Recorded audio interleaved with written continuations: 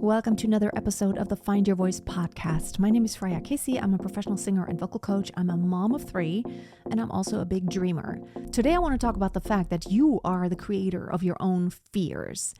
What happens usually when we think of something? There are 2 types of people, I feel. There are the fearless, and then there are fearful. Every successful business owner that I have met and that I've come across and that I have ever followed, that I've watched content from or listened to, they always are those who are fearless. That doesn't mean they do reckless things, but they are not intimidated by what could happen. And again, 2 types of people. Some people always look at a situation and they see everything that could go wrong. And yes, the reality is a lot could go wrong. I mean, how much could go wrong? Number one, with your body even. How much could go wrong just being out there, driving a car, eating food? How much could go wrong having kids, giving birth? There could be so much that could go wrong every single day. But you know what? You could either look at all the things that go wrong, or you could visualize all the things that could go right. And yes, that's probably one of the reasons why I often put a lot on my plate, maybe more than I can handle, because I always see the big vision and I always maybe I overestimate all the things that are possible, that I can do. What it has allowed me to do is to dream big and to actually achieve a lot more than being stuck in the fear and not taking any action. You know these people. And I don't know who you are, where you are on the spectrum, but I have friends who are very much on the side of fear. And they always send me messages with something that has just terribly gone wrong in the world, which, yes, it's not like I don't care if something terrible happens to someone, when there is a war, when there is a natural disaster.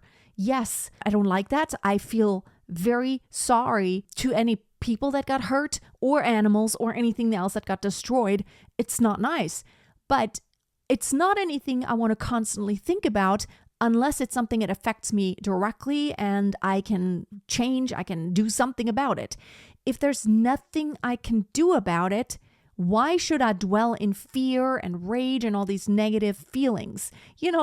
Recently we had elections in the US and, there are going to be elections coming up here. All I could do is cast my vote. I'm still in Germany, of course. I can't really change the big picture. Now, if it were that important to me, I could go into politics. I could go and do something that would actually make a difference. Is it my life's mission? No. So should I worry about it? Should I dwell on it for hours and hours every single day?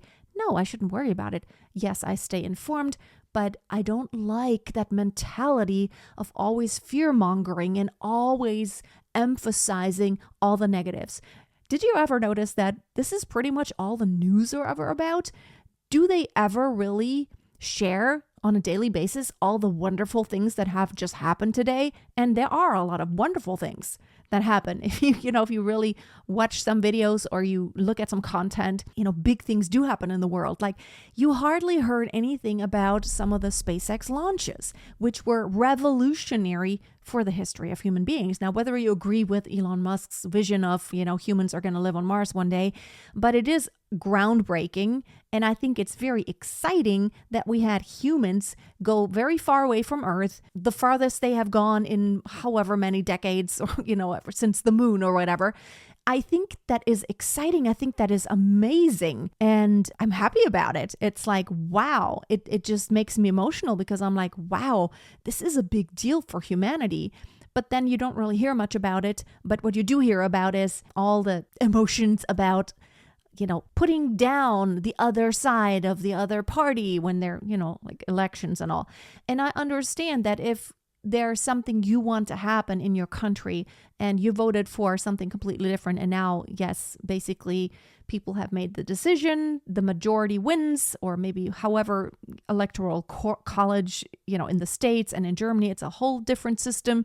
They have the party coalitions. So it's not always the most, the party that had the actual most votes. It's the ones that are actually going to collaborate together.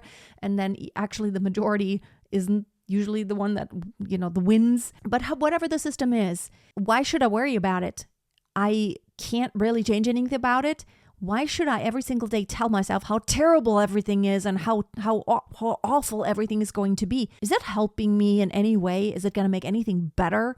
No. I have to live with the status quo, or I could maybe live in a different country where things are more desirable. Honestly, I'm going to tell you right now, because I've only lived in 2 countries, but I've been to many, many countries, and I have friends in several countries. It's the same everywhere. I promise. I have never met any person living in any country that said, everything is just so perfect here, and our government, I love it so much. Everything they do is exactly what I like. I have never met anyone. Everyone is always complaining about all the things that are happening, and things are too expensive, and this is not going right, and the law is horrible, and they should do this and they should do that, and this person is an idiot because they made this decision. It's the same everywhere, I tell you. That's probably not any reason why I'm gonna move from Germany to the US. It's not politics. It's not the system. It's the overall, there are a lot of things that kind of accumulate. I would not just leave because maybe I pay less taxes there, because then there are other things that are more expensive, like health insurance, although I do pay quite a bit here. That's not a reason for me to just escape the country. But stop always thinking about what could go wrong and start thinking about all the things that you could achieve. I always tend to think big, and I tend to ask myself, and I said that many times before, not, oh, this is a huge problem, maybe I cannot do it. I ask myself, well, if this is an obstacle, can this problem be solved? I mean, can it be solved? Is there any way on earth that this could be solved? And if so, how? What would be a way to solve it? So I love figuring out how to solve problems, because I don't even look at them as problems. Maybe they're just temporary obstacles, and you just have to figure out a way to get across, to get it out of the way, so it's not an obstacle anymore. And you know what? I always tell myself, if anyone has ever done it, then I definitely can do it. And what if no one has ever done it? There's always a first for something. I mean, there are so many things that humans have done where everyone said it cannot be done. It's impossible. Like flying in the air. Are you insane? No, we're doing it every day now. And like so many other things that we do nowadays, I mean, who would have thought 100 years ago you could have a little device like this and you could just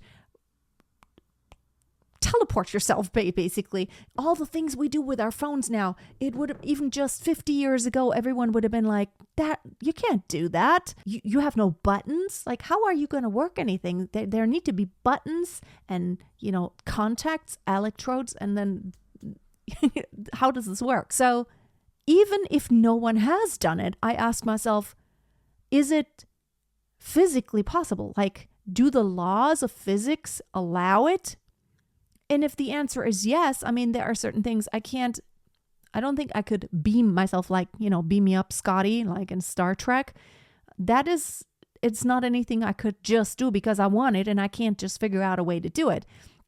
But if it doesn't defy the laws of gravity and physics, if it's within those parameters, maybe I could be the first to do it, and all the things, just giving you some examples, of course, those who have followed me for a while, having babies in your late 40s and having twins, it's not even that uncommon. So it took me years to get to that point to where I could actually make the decision and feel like, and detach myself from that feeling of, oh, what are people going to think?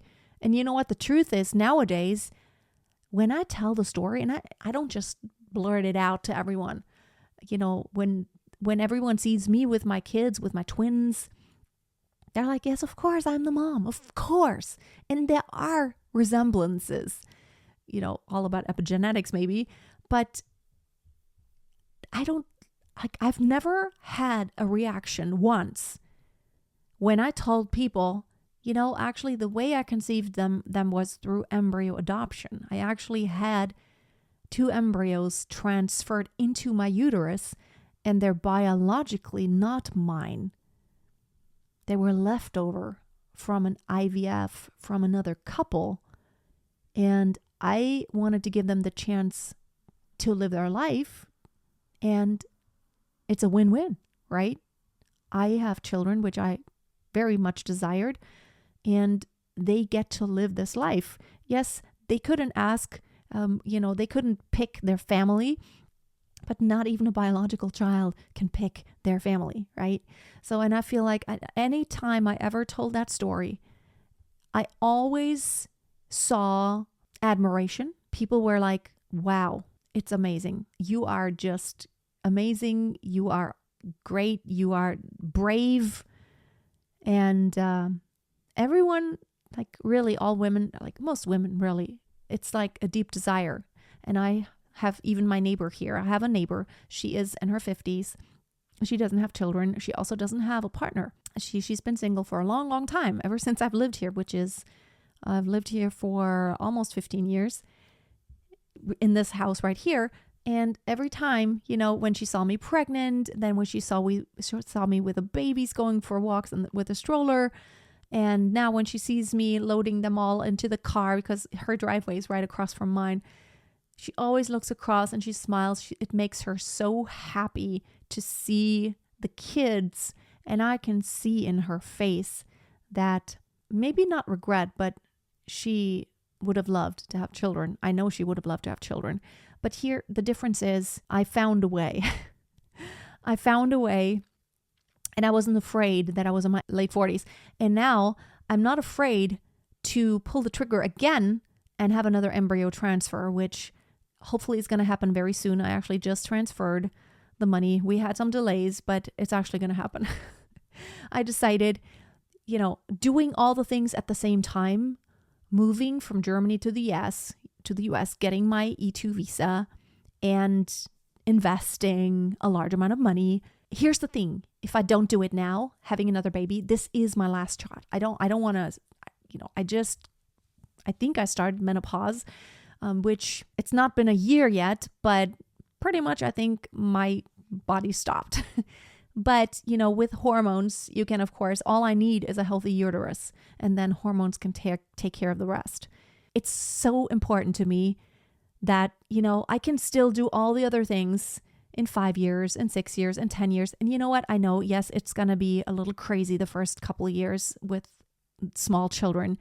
I realize that. But again, I'm the person who doesn't get stopped by fear. I've been asking myself, I don't lay awake at night. I am a very good sleeper. But what I asked myself is like, I really want to do it.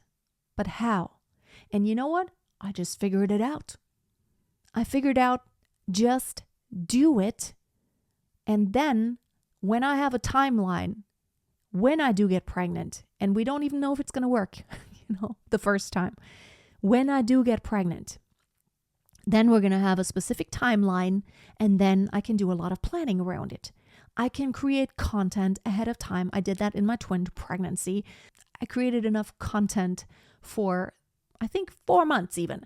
So everything was taken care of. I basically took 3 months off completely, and we rode on that content, and I could plan. I had some webinars that I had pre-recorded.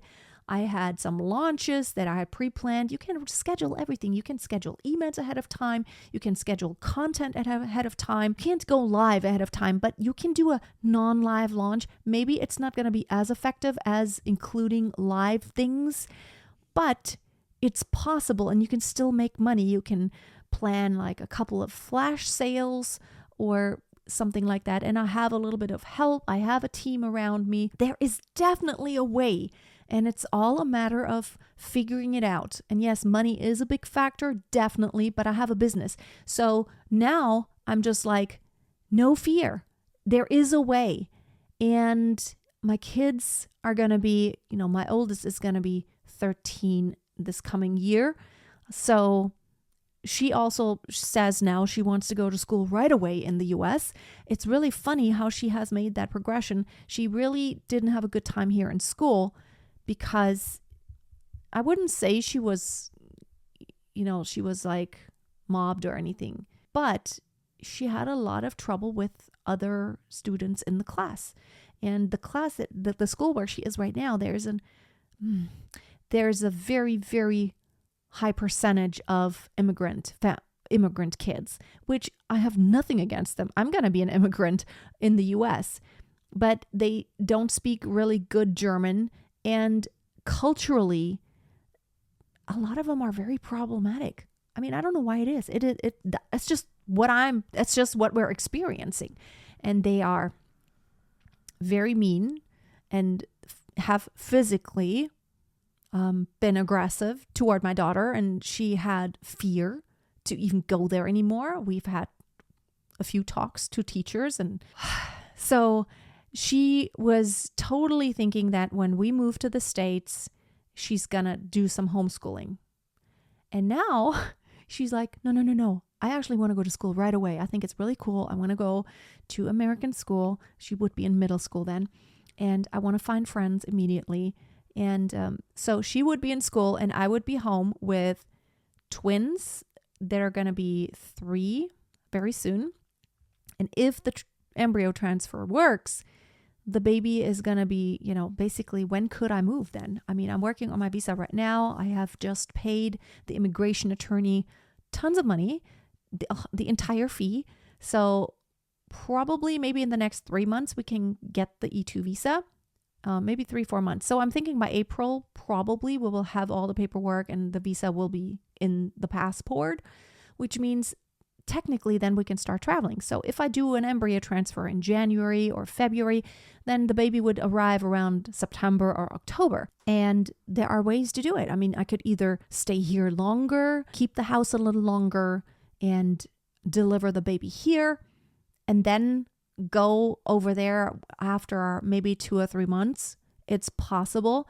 And you know what? Here's the thing. I managed twins, newborns, all by myself with basically almost no help. Plus, back then, a 9.5-year-old and then a 10-year-old. I managed all of that. I think I was already joking back then, right away after the twins. I'm like, if we had one more, just one baby, it'd be like easy peasy. I mean, I'm not literally, newborns are not going to be easy peasy, but one newborn baby, I could just put it in the carrier a lot and, carry it a lot, which was what I did with my daughter. And I got a lot done even when she was small, putting her in the carrier. I could do all the housework, and I even had her in my lessons, and I could probably even do some videos with a baby, in the carrier or with the baby, in my arms. I don't think anyone would mind seeing a video where there's just a tiny baby that, it's just there.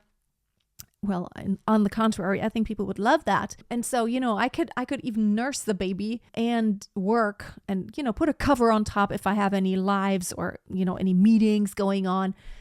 It's doable. So I always ask myself, am I biting off too much? Yes.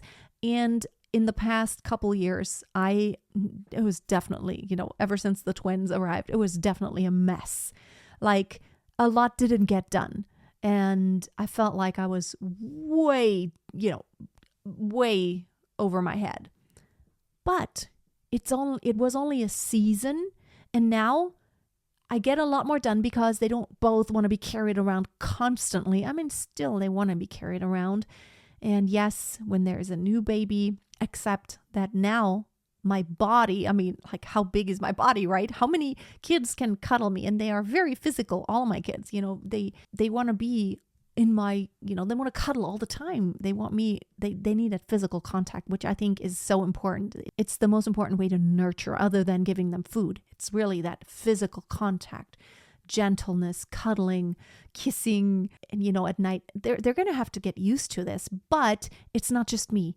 I also have my oldest daughter. She's going to be 13 next year. And yeah, I think she's in the boat with me. All the kids love more siblings. And I think, yes, it's probably going to be a huge, gigantic challenge, even physically. Even, I had home births for all my children, even the twins. I realize I'm a few years older now, but I work out, take pretty good care of my body. I eat very healthy. I have not just for the past couple years. I have eaten healthy probably for the past 15 years. And before that, I never really ate junk. I never really ate junk and a lot of sweets. But I became hyper-focused about maybe 6 years ago. That's when I became hyper-focused on health and, all the toxins, getting everything out of my life, like the plastics and even the, all the cosmetics and stuff I use, products on my skin, to only use natural stuff. And I've been taking supplements and vitamin D, and my blood tests are great. So I feel like, yes, there are risks involved in having a pregnancy at 50 / then going into 51. But it's not like I'm the first one ever doing it. A lot of women have done it, and they are out there, and I've read their stories, and it's all possible, and it's the best thing that ever happened to them. And so, having another baby, it's like I either need to do it now or, I was thinking about there is also the possibility of maybe then going to the States first and then doing like a foster to adopt. But for that, I need a green card. I need to be a permanent resident. The visa I'm going to be on initially is going to be just a non-immigrant visa, which is good for 5 years initially. It's a business investor visa. So there are a lot of things I cannot do, and I can only work for my own business because that's the stipulation that I'm going to be on. So my plan is though that when I move there and after a few months, we feel like, okay, we really actually love it. And because it's not just me, it's also my kids. Now the little ones, they don't care. They just want to be with me. Mom is the world. But my oldest daughter, she is, she's going to be 13. And so, what if she doesn't like it at all? What if she has like crazy homesickness? Then maybe we need to talk about if we stay there or not. But if we all like it there and we think it's, we want to stay there, then I'm going to actually start very soon, after a few months, give us 6 months settling in. And if we feel like this feels really home and I want to be here, then I'm going to apply for green cards, which I can. I'm going to document all of it. There is a way, the EB-1A visa, which is for like, extraordinary talent, which I can prove like in my field, I'm probably among really the top. So that's something I could do. But so foster to adopt, that would take, and to get the green card would be at least 18 months to 2 years or so. And then I'm going to be like 54, 53, 54. I don't know. I could still do foster to adopt, an older child later if I wanted to. But I feel like, there's one more that once I just had that vision. I saw it. I saw a girl. I don't know if that's true, but I saw a girl. But let's see. And again, I'm not looking at all the things that could go wrong. Oh my goodness, could there be so many things going wrong? Even moving to the States, or the visa, or the application process, having another baby, or even the kids that I have right now. Oh, all the things that could go wrong. And with the pregnancy and all the things that could go wrong. But I'm not thinking about that. I mean, I'm always making informed decisions. I'm not just like, no, I'll just do everything and everything's possible. I'm superwoman. Although I do feel sometimes like I'm pretty strong. But no, I'm not Superman or Superwoman. I'm not supernatural. And yes, I will fail, and there will be things that might not go the way I wanted it to. But the point is, you want to think about the positives because it's going to propel you forward. It's going to help you take action. If you're just going to be stuck in inaction forever if you're always thinking about all the bad things that can happen. There's someone very specific in our lives, just very much always like, oh, I can't because always this, and what if that happens? Always sending me messages about all this. Oh, did you see what happened again? It's like all negative. And I don't know what to say anymore. It's like, it is horrible, but I don't even want to know about it. Like, I don't want to see it. Why do I want to think about it all the time? Like, oh, the terrible things. Everything's always negative. So it's like the same thing. The same thing happens to this person and to me. This person would be stuck, or this person would drive through our it's very small city, and be like, it took like 30 minutes, all the lights, it was crazy traffic. And the same situation to me would be like, this is kind of normal. We had a few red lights and I listened to my audiobook, so big deal. And my mom drives into a big city every single day. She's 80 years old. She's about to be 80. She still has a shop. She runs her business. Every single day she drives like 35 miles there and back to her shop. And she drives through that traffic every single day. It's a big city. It's Frankfurt. So to her, this little city would be like, oh my goodness, that's like no traffic. And to this person, it's like, oh, it was so horrible. And it's always like this with everything. It's like, everything is so horrible. It's always exaggerated and horrible and negative. And for me, maybe it's on the other side of the spectrum, very extreme, because I'm always extremely confident and have all these big visions. And maybe that's a bit too much sometimes, but I think I achieve more, and I'm much closer to achieving all my dreams because I dare. And yes, you know what? There are so many awesome lessons to be learned. You learn 0 lessons at just being afraid and doing nothing. There's nothing to be learned. But doing things and seeing what works and what doesn't, you actually have to do the things to figure out what works. You actually have to do something to learn something. Like I can't learn a language by just sitting there and thinking about it. I have to actually read it, apply it, and speak it out, and be okay with failing sometimes so I can learn how to do it right. And that's my whole point today. Don't think about the worst case scenario. Be aware of it and be alert. It's like, okay, this could happen, but there's something I could do to prevent this. And even if it does happen, it's not the end of the world. That's what I tell myself. Even if the embryo transfer doesn't work, yes, will I be disappointed? Will I cry? Probably. It's a lot of money to put into something and then nothing works. Yes, I would hate that. But you know what? I'm not thinking about that. I'm thinking about, okay, this is what it takes. It takes this, and it takes that resilience to even then have that possibility of everything going wrong, doing it again and spending the money again. I don't know if I will or not. I'll give it one try and then we'll see how I feel. But it takes that resiliency and the willingness to go through the hard stuff to get anywhere. Be blessed, my friend. Dream big. Yes, dream big. Big dreams can come true. I started this podcast because I want to document my journey and maybe inspire you to take some steps and to dare if it is what you really dream. Be blessed. Talk next time.